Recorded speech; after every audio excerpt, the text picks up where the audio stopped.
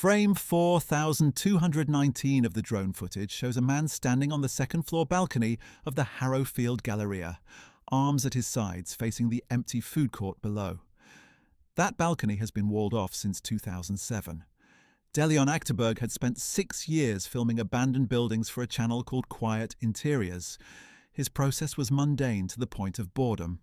Coffee from the same gas station off Route 9, a checklist taped to the dashboard, a permission letter folded in the visor.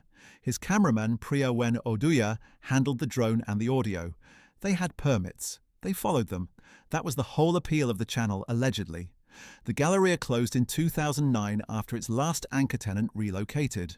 The building sat sealed under a property management holding firm, case file designation HG-114C, untouched except for quarterly inspections. DeLeon and Priyawen filmed there on a Tuesday in October. The interior temperature logged by the building's dormant HVAC monitor read 58 degrees. They spent 4 hours inside. They saw no one. The first crack came during editing. Priyawen was color grading the drone pass over the food court when she paused on the figure. She assumed it was a maintenance worker they'd missed. She called Delion. He didn't remember anyone. They pulled the property firm's visitor log for that day. 2 names, theirs. They went back a week later to identify the balcony. It wasn't there, or rather it was, but it had been sealed behind a temporary construction partition during the mall's final renovation in 2007.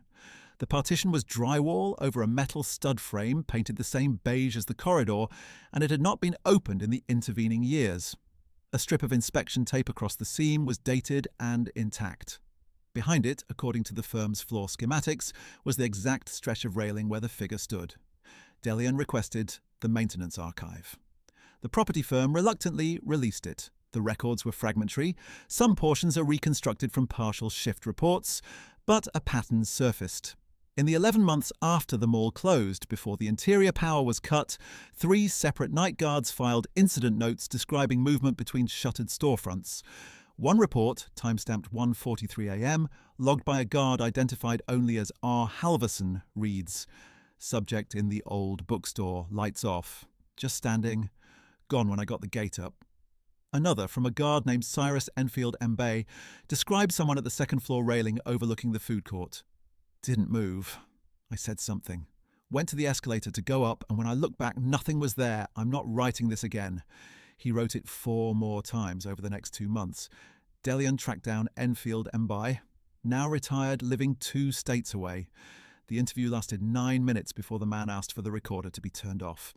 What he said before that: "You saw him at the food court balcony, 2nd floor, facing out." Delion had not told him where. They installed their own cameras. 4 units, motion-triggered, sweeping the interior on a rotating cycle. Over 18 nights they captured the figure 11 times, always on the balcony that no one could reach, always for a span between 2 and 4 seconds, appearing in the gap between one camera's sweep ending and the next beginning. No footage showed him walking onto the balcony. No footage showed him leaving. The resolution degraded specifically in the region of his face, a soft blur that persisted across cameras of different makes. A technician they consulted attributed it to compression artifacts. He said this while looking at the wall behind the monitor, rather than the screen. The turn came quietly, in a way that did not announce itself.